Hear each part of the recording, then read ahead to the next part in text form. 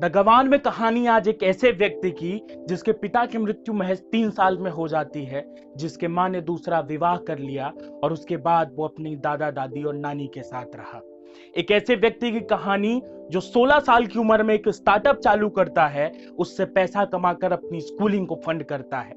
आज द गवार में कहानी एक ऐसे साधु की जिसने बिजनेस कोचिंग की दुनिया को बदल दिया।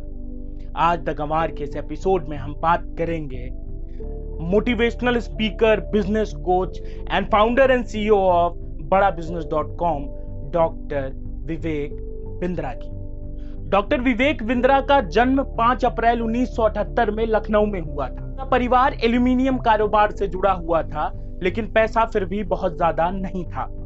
महज 3 साल की उम्र में इनके पिता का देहांत हो जाता है और इनकी माता ने दूसरी शादी कर ली। इसके बाद डॉक्टर विवेक बिंद्रा ने अपने बचपन का अधिकतर समय अपने चाचा चाची और दादा दादी के साथ बिताया। 10 साल की उम्र में इस बच्चे ने अपना एक पहला स्टार्टअप चालू किया। इस स्टार्टअप में उसने अपने गली और मोहल्लों के कई सारे टीचर्स को आपस में जोड़ा और उसने एक होम ट्यूशन चेन बनाई। इसी आइडिया से कमाए हुए पैसों से उसने अपनी स्कूलिंग को सपोर्ट किया। इसके बाद डॉक्टर विवेक बिंद्रा बिजनेस की पढ़ाई करने के लिए एमईटी बिजनेस स्कूल में दाखिला लेते हैं। एमईटी बिजनेस स्कूल में पढ़ते वक्त इनका सिलेक्शन एमबीए करने के लिए इंग्लैंड के एक टॉप बिजनेस स्कूल में हो जाता है, लेकिन पैसा ना होने के कारण, सुविधाएं ना होने के कारण वो इंग्लैंड में एमबीए करने नहीं जा सकते।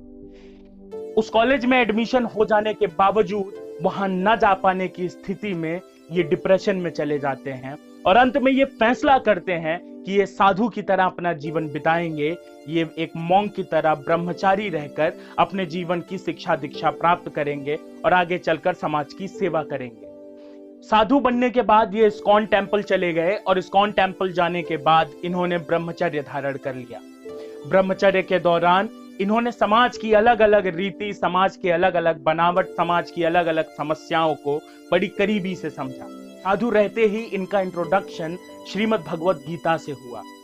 अर्जुन के जीवन में इन्होंने अपना जीवन देखा कि कैसे युद्ध क्षेत्र में खड़ा हुआ अर्जुन और उसके सामने कौरवों की सेना, जिसमें उसके अपने पितामह, अपने भाई और अपने गुरु थे, वो हार रहा था। वो आंतरिक द्वंद्व लड़ रहा था, जिसमें उसकी मदद की कृष्ण ने उसे दुनिया में बाउंस बैक करना सिखाया। उसे सिखाया कि असल जीवन क्या है और इस वक्त उसका धर्म क्या कहता है। यहीं से डॉक्टर विवेक बिंद्रा के जीवन में बाउंस बैक का ख्याल आया। साधु रहते हुए ही डॉक्टर विवेक बिंद्रा अलग अलग कॉर्पोरेट हाउस कॉलेजेस में लेक्चर देने जाते, जिसमें उन्होंने श्रीमद् भगवत गीता की शिक्षाओं को जीवन में यथासंभव शामिल करने की प्रेरणा लोगों को देना शुरू किया। उनके गुरु ने उनसे कहा कि तुम एक सन्यासी बनकर समाज की उतनी सेवा नहीं कर पाओगे जितना आम जीवन में कर सकोगे। डॉक्टर विवेक बिंद्रा ने गुरु के आदेश का पालन किया और उन्होंने सन्यासी व्रत छोड़कर आम जीवन में लौटने का फैसला किया। आम जीवन में लौटना जितना आसान था, उससे कहीं ज्यादा था आम जीवन में उस ध्येय को पूरा करना जो उनके गुरु का आदेश था, साथ साथ उनकी मनोदशा भी थी।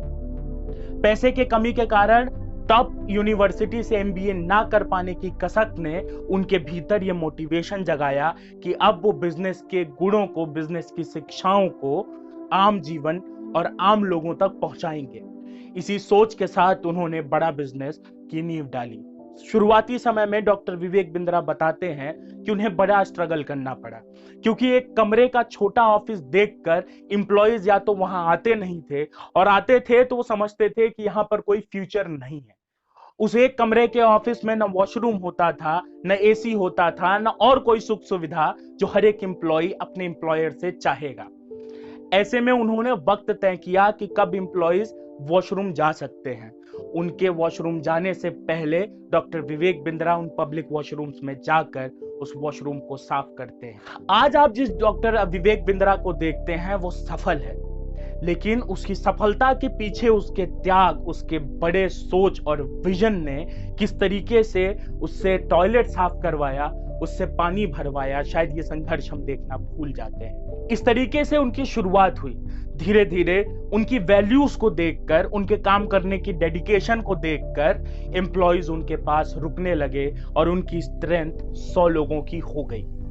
2016 में डॉक्टर विवेक बिंद्रा के जीवन में एक बहुत बड़ा पड़ाव आया। 5 कंपनियों ने उनके पैसे को होल्ड पे डाल दिया, यानी अब उनके पास अपने स्टाफ को सैलरी देने की क्षमता भी नहीं थी। लेकिन डॉक्टर विवेक बिंद्रा का हौसला इस बात से भी नहीं रुका। उन्होंने स्टाफ को टाइम पर सैलरी देने के लिए अपना घर बेच दिया।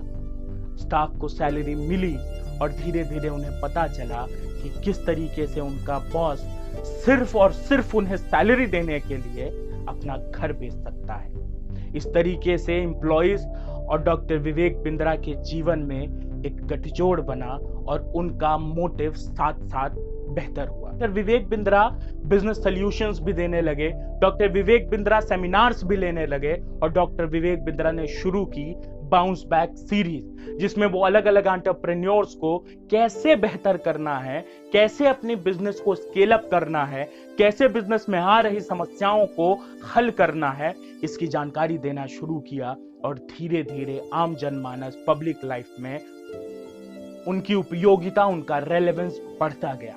आज वो YouTube पर अलग अलग केस स्टडीज करते हैं जिससे बिजनेस नॉलेज समाज के अन्य कोनों तक पहुंचती है।